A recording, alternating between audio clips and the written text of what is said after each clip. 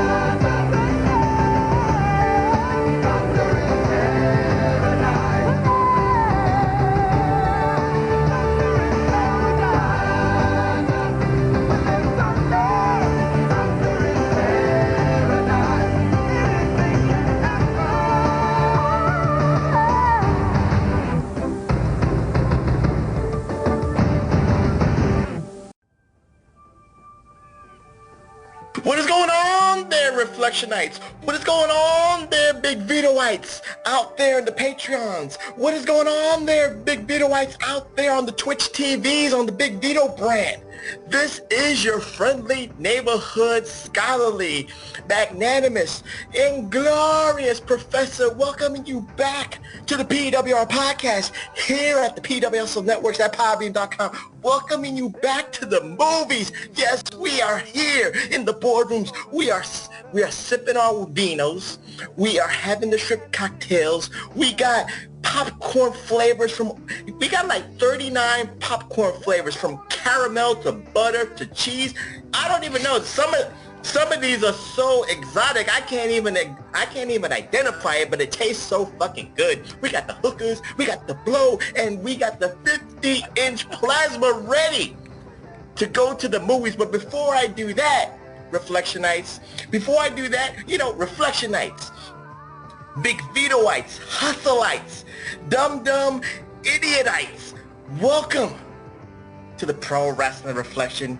And of course, I'm not here alone. I'm here with my man, my main man, my Gorilla Monsoon, my Lord Alfred Hayes, my Bob Mackey, my Jesse Ventura. I don't know what he wants me to call him, but he is the conservative liberal. He is the iron stomach. He is the idiot of the dum-dum duo, Mr. Wonderful Tommy Wonder. Welcome back to the movies, my friend. You got all the essentials? You got the munchies to enjoy this movie that we're gonna, well, not a movie, but to enjoy this wrestling phenomenon show that we're gonna do?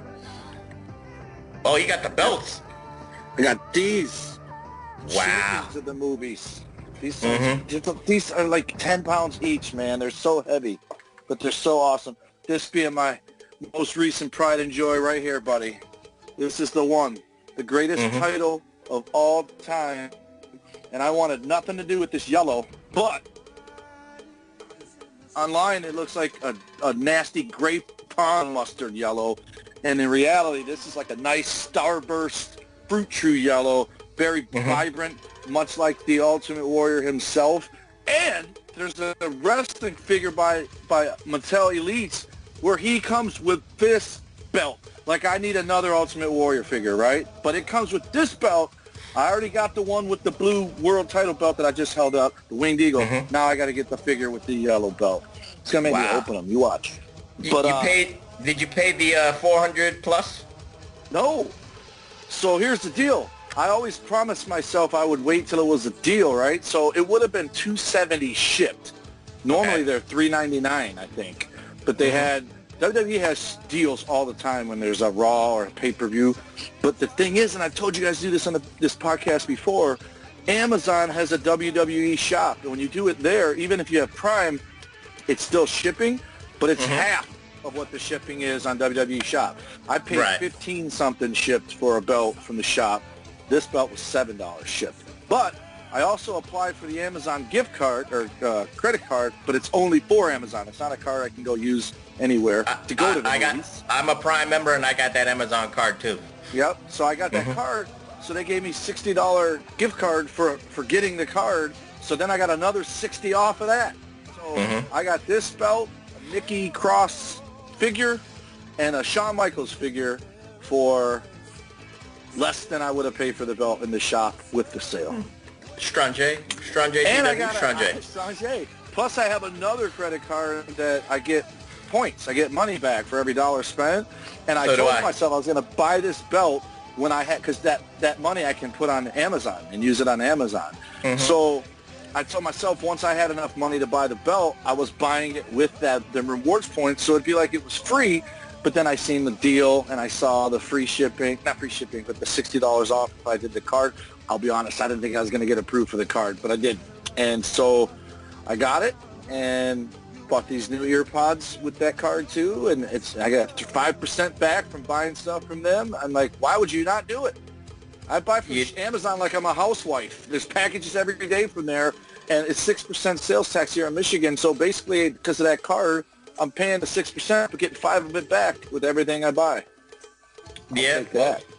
You took advantage of it, just like the professor is a Prime member. I'm a Prime member too, so I know the deals. I know the 5%ers. So you know what, Strange. Now they've been doing this thing where they do coupons, where you click the box. All you have to do is check the box. You have to be a dumbass not to check the box, and then you get like 10% off, sometimes 20, sometimes only 2 or 5%. But hey, man, I'd rather be my money than theirs. Right. Yeah. So with that being said, Reflectionites, again, go to Amazon, go to the dark side, Reflectionites. I know, go to the dark side. Big corporations, when the United States turns into Amazonia, TW, we are all going to live fruitful lives. We're going to work for Amazon. We're going to reap the rewards of Amazon. And I live in Bombay, Amazonia. You live in, you don't live in Bombay, but you live in Detroit, Michigan, Amazonia. So you're going to love it. Everybody's going to love it. Gucci's going to love it. District 734 I live in. District 734, the Hunger Games. Well, it won't be the Hunger Games. It will be Amazonia, and you'll love it. You're going to love it. That's why, again, vote Democrat. But anyway, we're not going to go into politics. We are going to the movies, and this is, I believe, episode 8, TW. Episode 7 or episode 8. But we are going back to the movies, and we are going to talk about I don't know if we could call it untapped potential. I don't know if we could call it a cult classic, TW.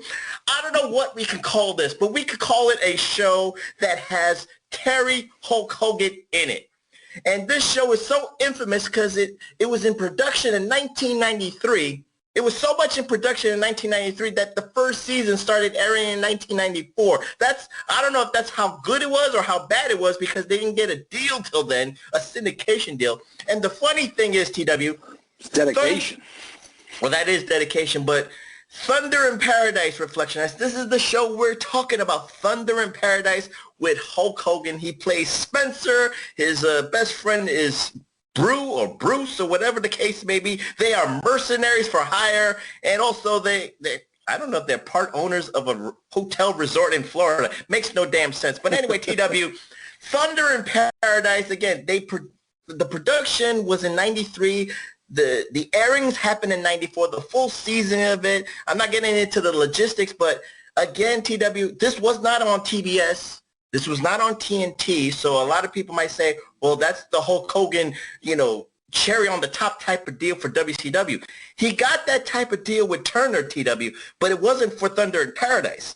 It was for movies to air on TNT, his own movies. And he did like 3 movies, I believe in 96 and 97 and 98. He did those movies, but there was no Thunder in Paradise deal per se. But we're going to talk about Thunder in Paradise in greater detail, and we are going to talk about an episode, I believe, episode 3, Reflection Nights. The episode is called See Quentin. TW, what do you remember, if anything, about this show of shows, Thunder in Paradise? Well, it's funny you say that because I thought I watched this show, but I do not remember this episode. But on the same token, I think the reason I don't remember it, it's one of those things where you just block it from your memory. And so, because now I'm having flashbacks of the Sting, which you called an Emmy performance. I call it, I call it now I know why Sting was a face because he was not a good heel. But he was a good heel in UWF. But I swore I watched this show, but I think what it ended up being is I remember Carol Alt, probably from Playboy. Obviously, I remember Hulk Hogan. And Chris Lemmon, who's the son of Jack Lemmon, he, I think, was on another show. And now I can't think of what show it was, but I watched it, and I think I've seen episodes. This show makes you forget the other show that Chris Lemmon was on.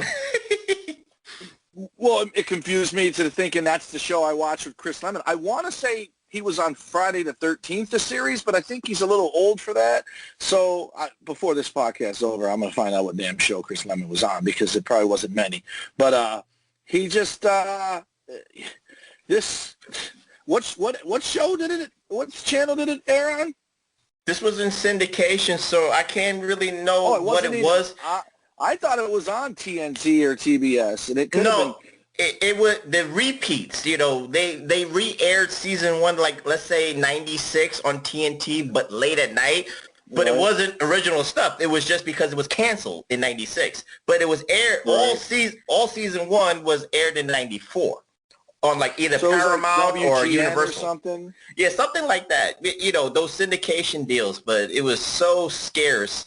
I remember Thunder in Paradise like at 3 o'clock in the afternoon on a Sunday or something around Bombay. But you know what? It was probably episodes of Baywatch with the wrestlers on it that came on TNT or something before Sunday night main event. Because I remember watching these things on Sundays. Right. But I swore I watched this show, but from the opening shot, and it's blurry, and it's like horrible animation that's supposed to look real for C. Quentin. And immediately I go, is this San Quentin underwater? Is that what this is? So then, as Hogan gets lowered in the pod, I swear that's Brutus Beefcake in there. Wait. Before you even talk about C. Quentin, you talk about the animation. What about the beginning credits of the boat? The theme song is probably the worst theme song. Like the Baywatch theme song, you at least catch yourself tapping your toe, right? Like it's almost like the Transformers theme song where in the movie Boogie Nights, Marky Mark is always singing it, "You're the best." That was the kind of stuff Baywatch. This was just like L.A. Law with words, or L.A. Law and Order with words, like dun dun dun dun dun dun, dun. But there's words, and I was just like, this is not going to go well. This is going to be terrible. And the second I see C. Quentin, but it looks like computer graphics, I'm like, okay, this is just like a prototype. And then they go inside, and I'm like, what the hell? Because the first thing I thought is, even if I'm a criminal, I got rights. You're not making me live in an underwater prison, all right? You're not doing it. That'd be like living in especially what if you got like 20 years? You're just going to be underwater for 20 years and never come out? I'm going to freak your mind here, TW, before we even talk about C. Quentin, because, the song is hokey, and even, forget about the episode itself, even the premise that these are mercenaries for hire, and Hulk Hogan has an 8-year-old daughter. We don't even know the mother, because the mother's not in the picture. So that is funny that he's got full custody of his daughter, and he does these mercenary missions. Number one. Number two, again, they're kind of partial owners of this hotel resort. So, they kill people. They kill people in like Colombia or Bolivia on a Friday, and then they come back on a Saturday to play volleyball. But anyway, that's neither here nor there. Again, this episode is this show is centered around them and this boat. the Thunderbolt. This is the futuristic motorboat. It goes underwater. It's like a submarine. It's a speedboat, TW, and it does everything. It's the speedboat of the future. But now let's get into episode 3, Quentin. And I want to say one thing, TW. And again, let's get political here because, you know, I'm going to tell you, I'm going to tell the Reflectionites, I'm going to tell the Big Vitoites something here. And for the Big Vitoites on the Twitch, look into my eyes. Look into the professor's eyes. Debt is a myth. Debt is not real. You know why debt is not real, TW? Because of C. Quentin. Because the government pays contracts to corporations to build things like this in real life. C. Quentin, while the animation is substandard, it's hokey for the 90s, it is real, TW. We pay billions, and I'm talking about billions. This is where our money goes. It doesn't go for infrastructure. It doesn't go for schools. It doesn't go for the homeless. It goes for C. Quentin to put prisoners in underwater, TW, to put soldiers in prison, to put right-wing extremists in prison. You're right. Yes. You ain't got to be extremists anymore. To put Antifa in prison. Voted Republican in 2000. But TW, that is a myth. This prison is proof positive, whether you want to believe it or not. What say you about Sequin? You know, you talked about Sequin a little bit, how hokey it looked from the outside, but from the inside, when you got Hulk Hogan coming down the tube, that's a real life situation for a prisoner. You're going to jail 300 feet below sea level. There's no way to escape unless you got a tank. Go ahead, TW. I'm going to hurt your feelings now. It's not real. There's not. It is real. What are you talking about? It's not real. And you're right. That is a myth because it's based off money that in reality they could just print it and pay everyone they owe. And who's going to stop them? I think COVID's taught us they can do whatever they want, whenever they want, tell us we can't do shit. But I digress. But this show, just so you know, while you were talking, I found out Chris Lemmon was on the show Duets. He was the sidekick to the main guy on Duets, which lasted much longer than this show did, almost 3 times the rate, 55 episodes to 22. But sounds like a dating show. It was about the couple. There was a hot hair chick and then David Silver's dad from 90210. So 3 Thunder in Paradise movies. The first one was before the show came out, then the show, and then 2 more. Mm-hmm. And you'll be happy to know he was Martin Brubaker on the 3rd movie, but he was also Manuel Santiago. So he was, what's it called, appropriation? No, what's it called, appropriation? Cultural appropriating a Spanish person. Manuel, but that's Jack Lemmon's son, man. He was also in the movie Wishmaster. I just watched Uncommon Valor not too long ago. Maybe Chris Lemmon's biracial, so he's acknowledging his Hispanic. Like Charlie Sheen, because he's Charlie Estevez. Nobody knew that. So absolutely. Emilio, of course, is the whitest looking one of the both of them. He's Estevez, and Charlie Sheen looks like he's probably something other than white, and he's Charlie Sheen. Right. Martin looks white too, though. He looks like Emilio.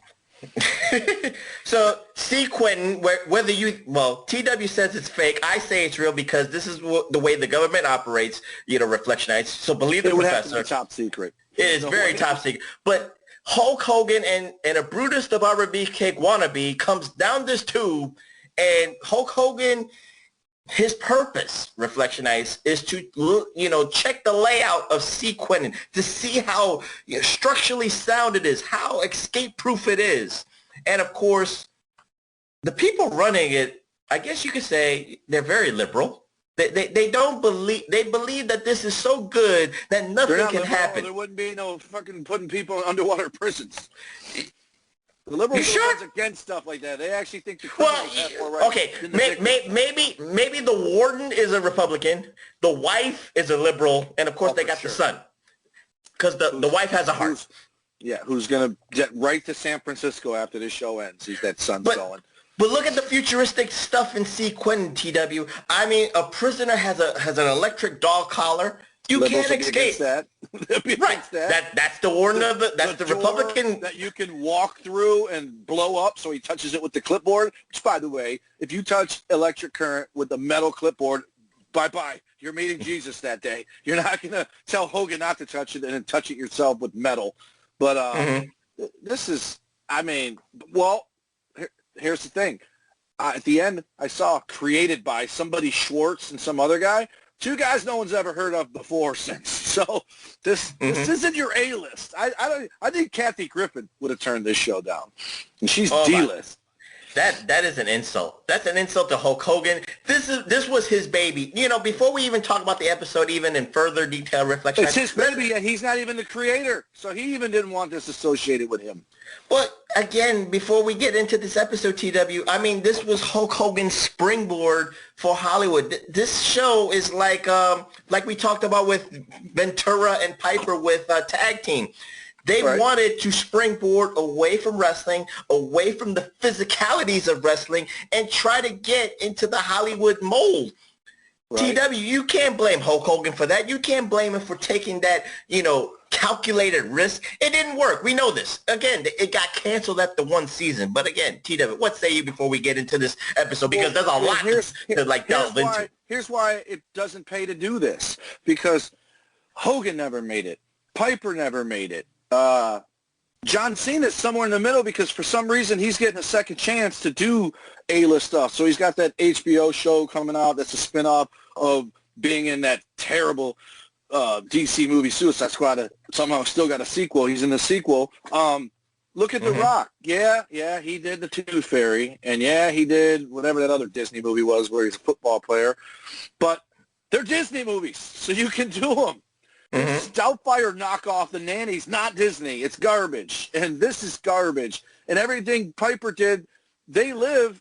If we're being honest, we reviewed on the show. It's not as good as we thought it was when we saw it the first time, right? It's a cult classic, though. And it's John Carpenter, I think. It's him. So,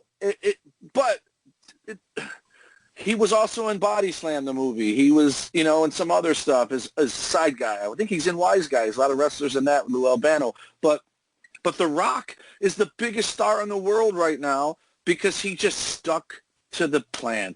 You know, obviously the Scorpion King was garbage because it's a WWE film, but he wasn't that much. It's not. That's a Miramax film. The first two were. The third one's produced by Shane McMahon and his wife. The Scorpion. It was? King. Yeah. Oh, okay. His wife's hot as hell. I wish they put her on TV. But anyways, he stuck, and then he got they call it, what is The Rock's nickname? He's franchise Viagra. They put him in G.I. Joe. It's better. They put him in Fast and the Furious. They're on like movie number 87 now, and The Rock got John Cena on board. So maybe that's where John Cena got the rub from him. But Hogan continued to make crappy movie after crappy movie. And I think his other downfall is you either got to get a toupee or shave it all off. You can't run around with the Bozo the Clown haircut and expect to be the leading man. Jason Statham's bald as piss, but he shaves it all off. He does his own movie, does his own stunts. He's all right. He's paying the bills. John Cena grew out the dad hair after he got secret treatment. So now he's got the dad hair with the side part looking like Peter Cleaver's dad. The Rock just shaved it all the way off. And if he gets a toupee, it's just a little strip on there, like the Lana strip on the girls. But the point is, he stuck to his guns. You know, John Travolta's wife just passed away within the last few months of cancer, Kelly Preston. She started doing that where she was making because at one point she was like heralded like she's going to be something big. And then next, you know, she's in all these B movies and whatever because she's just taking a job to pay the bills, right? And then finally she told John Travolta, listen, I will accept the smallest role in an A production over the lead in a B. And she took this small role in a movie that you might know that like just boomed everybody who was in its career for a minute. It's called Jerry Maguire. She took the very small role of the chick that cheated on Jerry Maguire with Bob Sugar, did like an awesome sex scene in the beginning of the movie, and then she's barely in it here and there the rest of the movie. From that point on, she was cast in nothing but A movie. She was in more, again, not the star, but in the A movie, right? Well, we don't know we don't know the decisions. We don't know if she did the casting couch decision, the Harvey Weinstein decision. You know, you gotta, you know, it is the Hollywood. She probably did. You know, it is the. Again, it is the Hollywood game that people play. Even maybe Hulk Hogan had to play that Harvey Weinstein game. Allegedly, we don't know, but anyway. But TW, yes. Ew, oh God. You know you'd be happy if Vince slid into your DM. I'm gonna. Hey, how about, just side note, how about Bobby Lashley winning the World Heavyweight title just in time for Black History Month to be over? It's a great timing. No, that was February 30th. That's when Bobby Lashley won the title. Right. February 30th, 2020, 2021. Yeah, it was a leap year. But anyway, let's get back into this again. See, Quentin, Hulk Hogan is checking out the grounds of this prison TW because his number one nemesis, former Navy SEAL teammate, codename Hammerhead, played by Steve Borden, one of TW's favorites on his Mount Rushmore, it's Sting, is in this episode. This is why I picked Thunder in Paradise for TW, for his Mount Rushmore. And what say you about the performance, the acting abilities of Hammerhead, a.k.a. Sting? Why are you shaking your head? Forever, I have blamed the worst vignettes in the history of wrestling on Kevin Sullivan, the Dungeon of Doom, Sid, Vader, Davey Boy, everyone but Sting. But I have to come clean because Sting in this show is the exact same Sting in the White Castle of Fear. He's the same Sting in the Spin the Wheel, Make the Deal with Jake the Snake terrible vignettes. He's the same Sting on the beach where the boat blows up and him and Bulldog look at each other and go, Sid and Vader. It's terrible. This is some weird science, adventures in babysitting, young, terrible acting, mixed with overacting and overselling. He's straight up doing wrestling promos every time he does any dialogue. And then, to make matters worse, I get it. It's supposed to be poetic. The beginning, when you first see him, he's coming down in the tube, and he says these things to Hogan unprovoked. Just starts cutting a promo on him. I'm going to die, and I'm going to live forever in your dreams, and pull you down. And then at the end, Hogan's coming down the tube, and he says verbatim the exact same terrible wrestling promo to Hogan, who's in there. And then, oh, by the way, here, let me help you out of the tube. And then he comes out, and then everyone grabs him. But both unprovoked, and neither time is his life in jeopardy to say, I'm going to die and be immortal. It makes no sense whatsoever. So some of it can be the writing, clearly. But you know how they say some people on American Idol could sing the phone book and you listen to it? Mm-hmm. Yeah. Sting can butcher some bad dialogue.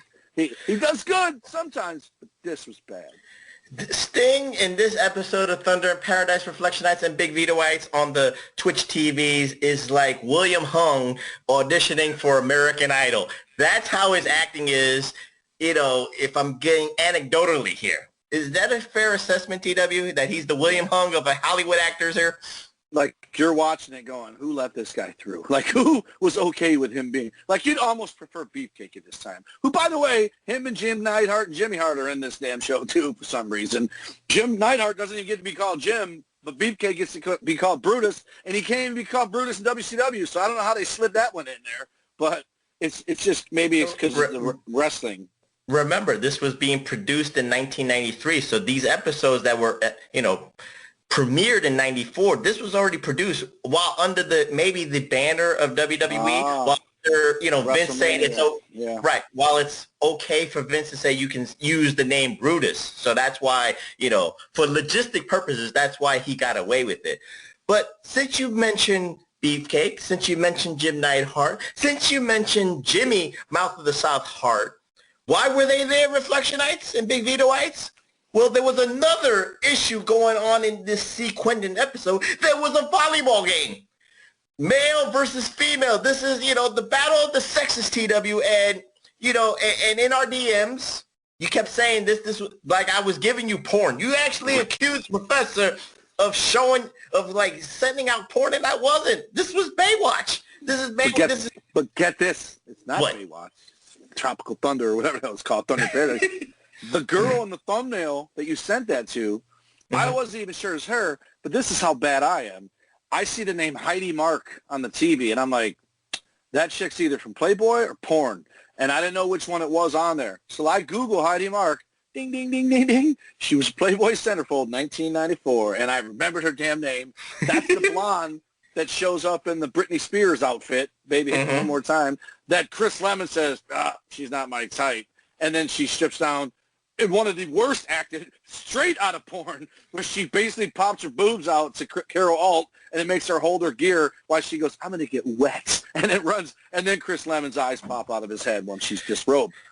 And guess what else she is? What is she? Married to Vince Neil in May of 2000, divorced him in August of 2001. I thought did she date Charlie Sheen?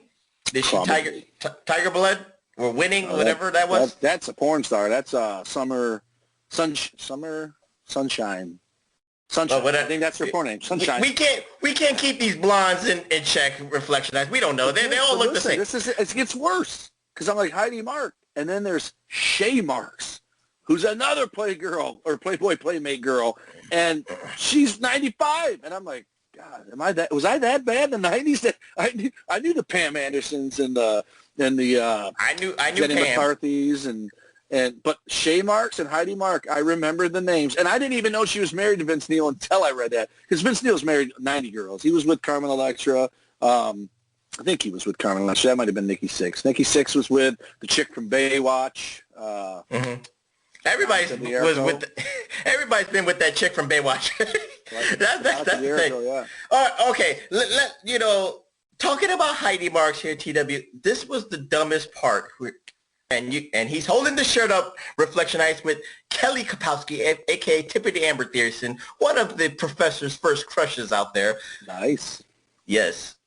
I got so many. It was her. It was Donna Martin. Donna Martin's the hottest one on there until Tiffany Amber Thiessen joined. Yeah. But when Heidi Marks, you said it, she came in with the Britney Spears look. Chris Lemmon had the worst acting, saying that she did not look good. Even the professor with his eyes can say she looked good in a schoolgirl outfit. Right. TW, how bad was that acting with Chris Lemmon, a.k.a. Duets Man? Well, because the reality is this. Again, this is 2020 Wonder, guys. TW, you call this the soft generation, the soft culture that we are. I'm a horny pervert then. I'm looking at the schoolgirl. I want to smash that. That's me. If I'm at the bar with Brutus Beefcake, I'm saying I'm going to get that. Right, but here's this is just why it was bad booking in wrestling terms.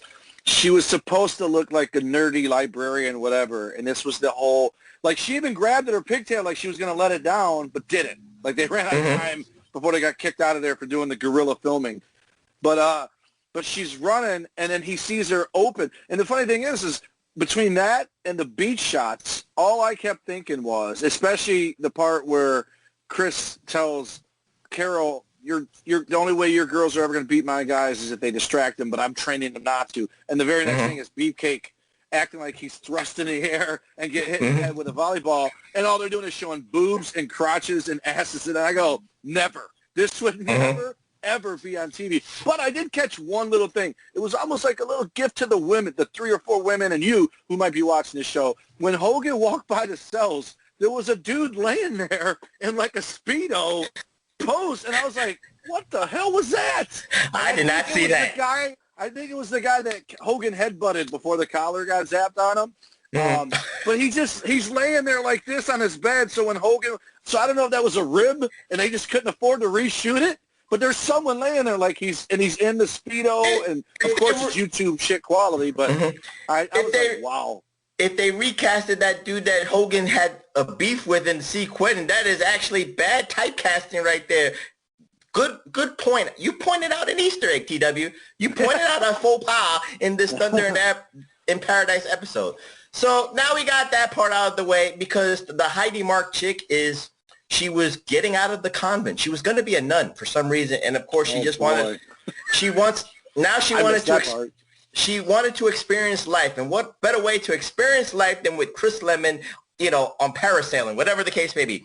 But now we get back into Quentin. 20 years older than her, Chris Lemmon. Yeah. Now we get back to Quentin, TW, and again, we got to focus on the Republican warden, the liberal wife, and the little 8-year-old kid. So the Menendez son. Yeah. Kill them both. I'm thinking, you know, those movies that you think of, like, what's that movie with Samuel L. Jackson with the shark? Deep Blue Sea. There you go, Deep Blue Sea. It's the same. It's the same kind of concept. That, the headquarters or whatever you want to call it. It's not a prison, but it's a laboratory underwater, or like what was that? SeaWorld. Yeah, whatever. Or Sequest. Well, remember that NBC show with Jonathan Brandis, the kid that died when he was like 13, was like Sequest. Yeah. So it's the same kind of sentiment with the underwater headquarters and stuff like that. So see, that's the liberal connection. Well, all right, we'll let you have your prison, but it's got to be more than just a prison. It's got to be dual purpose. It has to be a laboratory too, so we can test the dolphins. Look at Steve Quentin. They gave the prisoners a chance to exercise. They gave them to work out. They probably gave them education. They got free education. They gave him free education. They got 4-course meals. So again, you're right about all the liberalisms that happen in C. Quentin. But now Hammerhead is in this prison, and Hammerhead wants to take over this prison, and he does. The funny thing, again, Hulk Hogan warns the family, do not trust Hammerhead.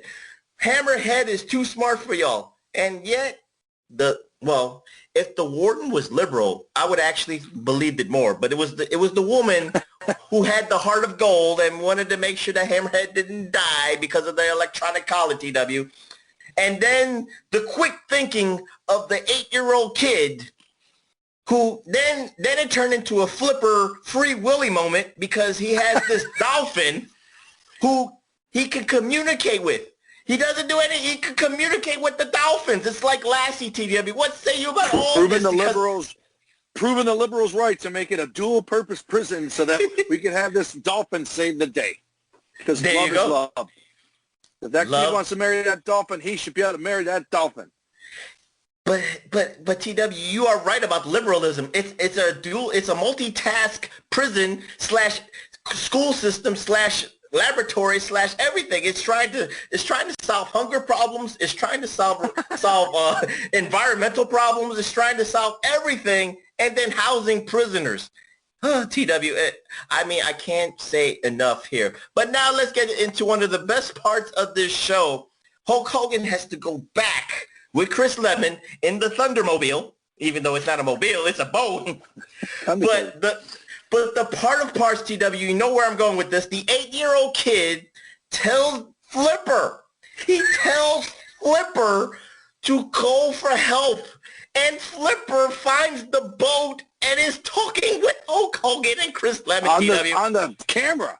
Not even he didn't find them. He went to the camera and go, hey, guys, get down here. What do you got to say about it? And then Hogan goes down the tube, and I'm like, wouldn't Steve be waiting for him? And he was. But it was Chris Lemmon that rode on the back of the dolphin underwater. And then the cheesiest line of the whole show when the little kid asked him, by the way, the guy just came in from 300 feet above sea level, or whatever the hell it was, above surface, comes in on the back of your dolphin 2 seconds earlier, and then you look at him and go, your breath?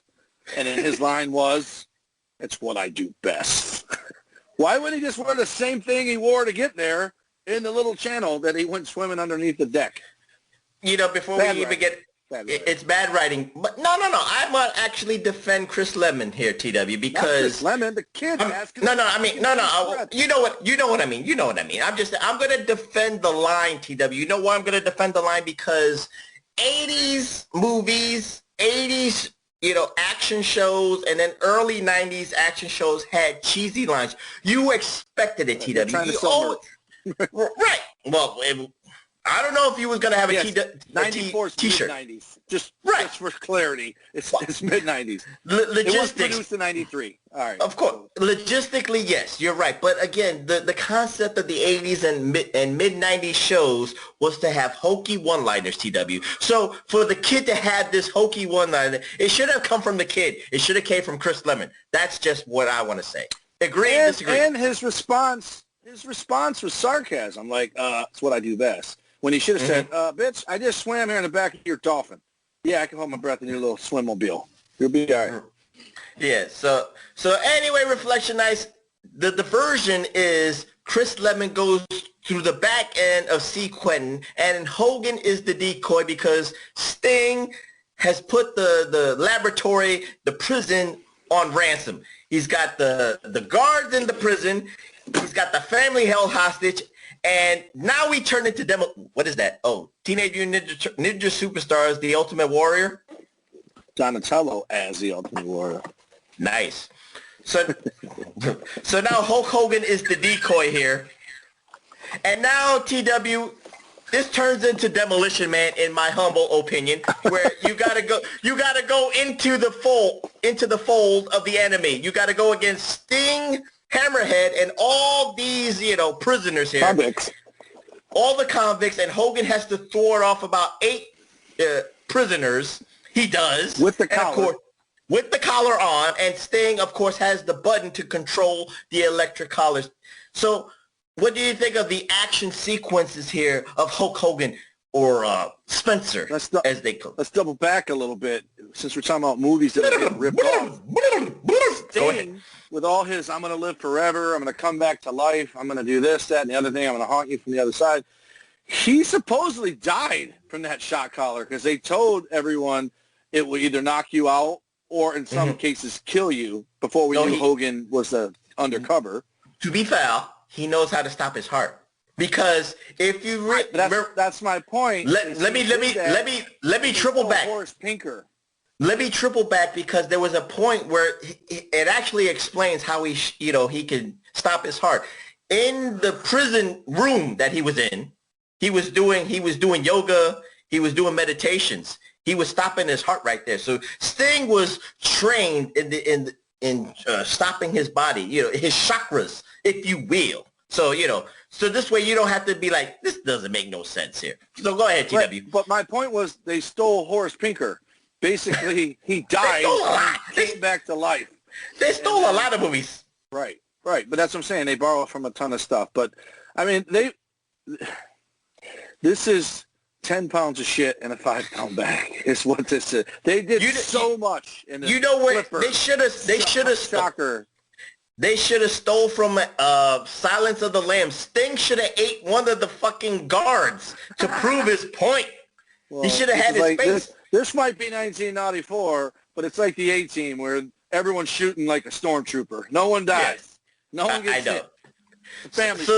So the big finale is, the Dolphin helps, Chris Lemmon helps now. Now Hogan and Sting are in the tube, and of course, they fight each other, Reflectionites, and nobody lands a punch. This is the funniest shit. Nobody lands a punch in the epic climatic scene of Thunder in Paradise. See Quentin. Sting gets away, again, 300 feet below sea level, and he is able to swim away. TW. And you know why I know this? Because he appears on episode 9 or something. Because he had like 3 episodes in this season here, TW. And of course, did he go babyface in the third one? Did he turn face? Yeah, he turned face because it was because actually they didn't copy this. They actually did this first, and then guess who copied them? Born Identity. Sting was under hypnosis, and he did not know why. And then he got his senses back. That's why he turned babyface. But anyway, the climatic scene. I'm almost certain the Born Identity has no idea that ever happened. I don't. Yes, again. But to be fair, I'm just being fair here because they were first. They were first. But the climatic ending is the volleyball, men's versus women's, and it didn't. And the women won. So for logistic purposes, but. Again, TW, there's nothing really here to talk about because let's now just talk about Thunder in Paradise in its closing. There's one thing. It all comes full circle with the little nerd girl and Chris Lemmon, and she spikes the ball and breaks his nose at the end, and then everyone laughs at him, and she goes, sorry. Like she's just this little, tiny little thing, which we all know could not jump high enough to spike the ball into his face. It is funny with Heidi Mark here.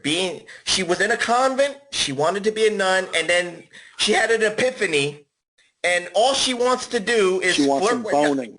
She wants some boning. She wants some old dudes, and then she wants to play volleyball. And in comparison to the bikini she picked out for the volleyball game to this one, she was more conservative. So to me, she wanted to go back into the convent. But she took it serious. Yes, she did. One of her accolades, not her distracting powers. And again, that is really the gist of it, Reflection Nights, because we're not going to banter on for about 2 hours. Like there's nothing really left to talk about. So TW, I love having this short movie episode. So, again, you kind of went, can you elaborate on the miscalculations of Hulk Hogan with his Hollywood choices? We know about No Holds Barred because that was a Vince-produced movie, so it was easy to do that. But again, right.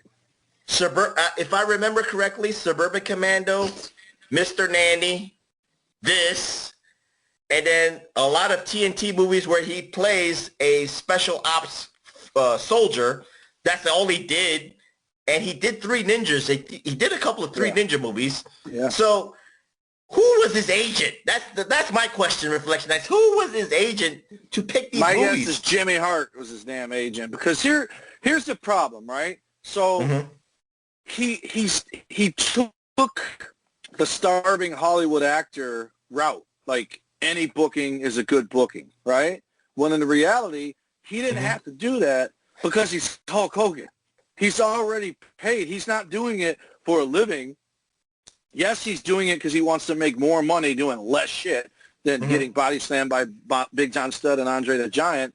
But it's almost like he had no patience. And I think The Rock has had patience.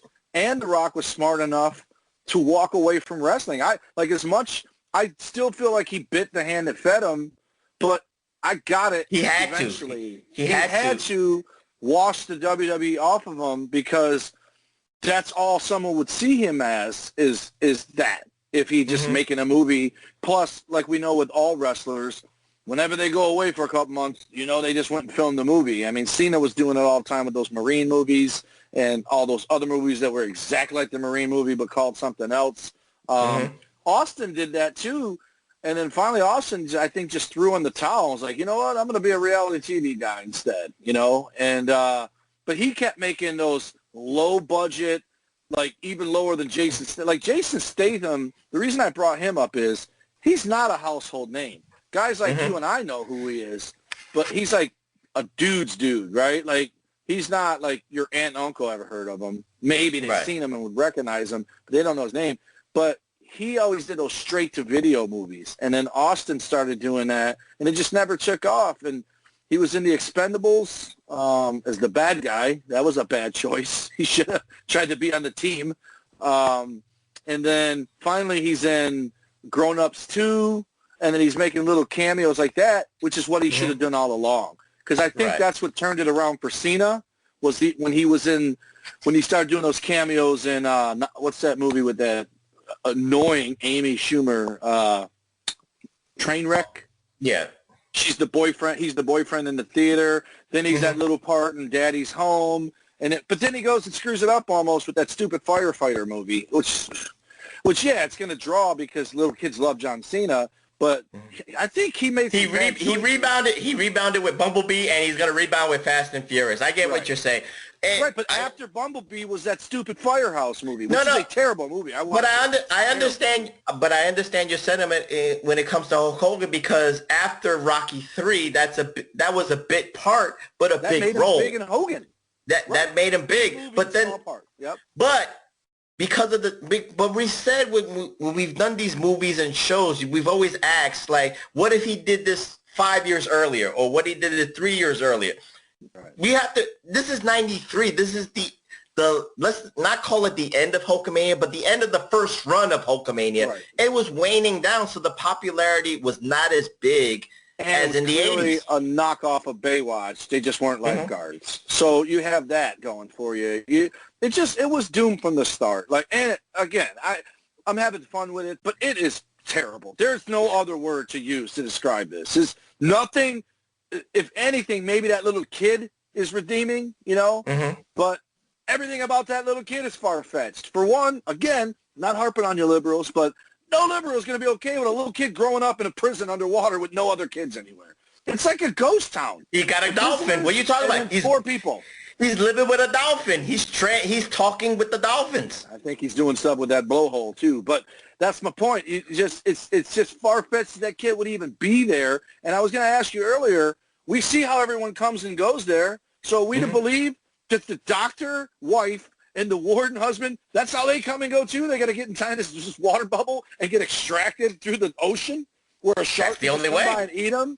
No, they would have little Darth Vader type ships that drove them to the shore. Plus, they don't get to go home after work. They got to live on that damn thing. They're just as much inmate as the rest of them. It's just terrible. It's terrible. Again, the logistics was so bad in Thunder in Paradise. Every episode was like its own movie, and then they forgot about the storylines, TW.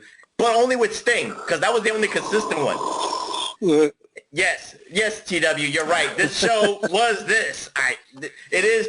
But I will say this, Reflectionites and Big Vito Whites. To close out, I would say smoke a little weed, drink a little beer, and watch Thunder in Paradise. You can have a drinking game with a lot of stuff that you see on this show. But anyway, that is it for going to the movies. It was a short episode. I love this, TW. There was nothing else left to say about this show. That's all it is. And I love it. Way more than this 15 minutes. You know what? I got one last question. Shoot. They made 22 episodes. Did all 22 air? Yes. Wow. There's shows that are good that they get canceled after 4, and the rest that they film doesn't see the light of day. This made all 22. The first 2 episodes was the movie, so they split it. So they did the 2-hour movie, but when the season started, they actually rebroadcast that movie and split it into 2 episodes. 2 episodes. Then the final 2 episodes was the third movie, and then they split that into a 2-part series finale or season finale, and that's how Thunder in Paradise works. Yeah, so with that, Reflectionites, we are done with this quick synopsis of going to the movies, Thunder in Paradise. I don't know what we're going to do. This is the road to WrestleMania here at the PWR, Donnie Reynolds. I know you was a sneaky motherfucker. You know we're going to do it. Don't worry, Donnie. We're going to do something WrestleMania related. We'll probably save it for the end of the March month. So hold on, Donnie, hold on. But we'll see what we're going to do here, TW. So, TW, give out those social medias. I know you got a hockey game you want to watch, so let's get out of here. All right. So the show at PW Reflection is the Twitter for us there. Then you got at Big Ray Hernandez is our good man, Big Ray, who we couldn't do the show without. JB, who popped in to ask if there was any Alexa Bliss nudes leaks from his hospital bed because he still hasn't recovered from Keith Lee giving him that pounce. He's at P1JB. And then, of course, the Big Vito brand, who we did not mention once on this show. Yes, we did. I did. Oh, you said Big Vito Whites. BigVitoBrand.wixsite.com. That's WIXSITE.com. And then the Patreon is patreon.com/the Big Vito Brand. Then you got my YouTube with my buddies. We haven't done an episode in a while. We're about to do a bunch in a row, I think, here soon. One of them is disgusting. It's not hot food. Someone tagged me in a video on Facebook. I tried to tell the two dum-dums, do not watch this video because I almost threw up watching it. And next you know, dum-dum number 1 ordered the stuff off the damn internet. $40 for this nasty stuff, and we got to try to eat it on camera. And the guy on the video I watched didn't make it, but he threw up everywhere. So what are you going to eat? What are you going to eat? Some kind of fish that's supposed to be the most smelly fish ever. And in the video, it's in England. It's a man and his 2 sons. They smell it through the metal can, like a can of tuna fish. Okay. And it's bigger, and it's soaking in the water. And then he pulls it out. When he opened the can, it squirts. And the one little kid bolted. He's like, I'm out. So now it's just him and the other kid. By the end of these 12 minutes, the other kid's gone, and the dad is still trying. He can't even get this fish in his mouth. He gets it to his mouth. And I thought he was faking it the whole time. Until the very end, he pukes on his plate. And then he goes, I can't do it, and runs off. And so now it's idiots. That's why we're 2 dum-dums and an idiot, which is our web, or whatever you call it. I'm going to bless you. I'm going to bless you. And an idiot. Yeah. I'm blessing you. Hot, some kind of ghost pepper chocolate around a cricket. We're going to eat that. That'll be fun. Because if it's anything like the gummy bear, the real story is what happens after the camera stop rolling when you feel like you're going to die. But the Dum Dum Duo and an Idiot, that's a YouTube page. And then for me, my Twitter handles are at TommyWonder19. That's the one where I argue with people. And like you listen, I got to say this. The TW Hall of Fame is right over to my left. Randy Orton's not in it. I'm not a big Randy Orton fan. I think he's come a long way from when he was an asshole. That stuff he did to Kofi Kingston in that match that everybody could see he was being an asshole to him. But I think Randy Orton is going to end up in my TW Hall of Fame just because of his Twitter. And he's in a feud with Soulja Boy, who, by the way, I know not one Soulja Boy song.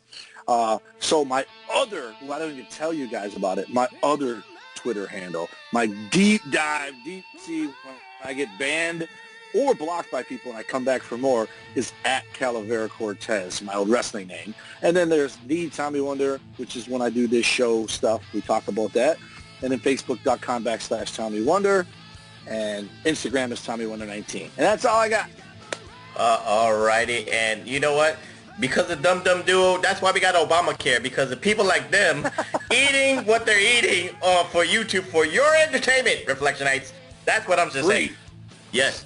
But anyway, my Twitter is PWHustle, PROF. That's PWHustle Prof. And of course, check out my guys, the king of the reactions, A-Track Brown at A-Track Dashley. And of course, the man with documents, Billy Ray Valentine at Obi-Wan, you know me. And again, we don't know what we're going to do for the month of March, but there will be a WrestleMania theme show, best and worst WrestleManias, but we're going to save that for the end of March. Let's see what we'll do next week. We will surprise you, Reflectionites. We will surprise you. I got one other thing to tell you. Okay, I had it opened up, but I had the damn... So there's this other podcast. They do it live on Facebook and live on, damn it, am I not going to be able to find this? Live on YouTube, and I'm going to try to set it up to do it live. They want to interview me, and of course, I can't stay on Facebook. This stuff, I'm at 22 hours ago when I, you remember their names? It's Loud Sports Talk or something, and one of the themes they do is wrestling. Here it is. Loudmouth Sports Talk from Loudmouth Entertainment. So whenever I get that scheduled where I'm going to do it, because it's going to be on a Saturday at 4 p.m. Eastern, I believe Eastern. He didn't really tell me if it's Eastern. But they wanted some wrestlers, and some friend of mine tagged me on there, so now I'm friends with the guy. I'm going to do a live interview, YouTube, Facebook, and I asked the guy, because Luciano's the guy's name, Gossett, and I asked him, I said, so is this like a Skype or a Zoom type thing? And he says, it's close. It's called Streamlink or something like that. StreamYard. And I said, and it streams it directly through Facebook Live and YouTube at the same time? He said, yeah. I go, wow. Why have I not heard of that before? Like, that sounds like special shit we might have to do someday. We just go live and ridiculous. That would be something to have the gooch on with us. But yeah, so whenever I do that, I'll let you guys know, because, like, I'm not doing it this Saturday, which doesn't matter because you guys aren't going to hear this until Sunday. So it might be the Saturday after you hear this on Sunday, which would be make sure March. Make sure you shout us out. That's all we ask. Shout out the Magnificent Seven. Always. That's all that matters. And with that being said, I'm the Professor. That's Mr. Wonderful, the Iron Stomach One, TW, Tommy Wonder saying good night, and we'll see ya next week here on the PWR podcast. Peace.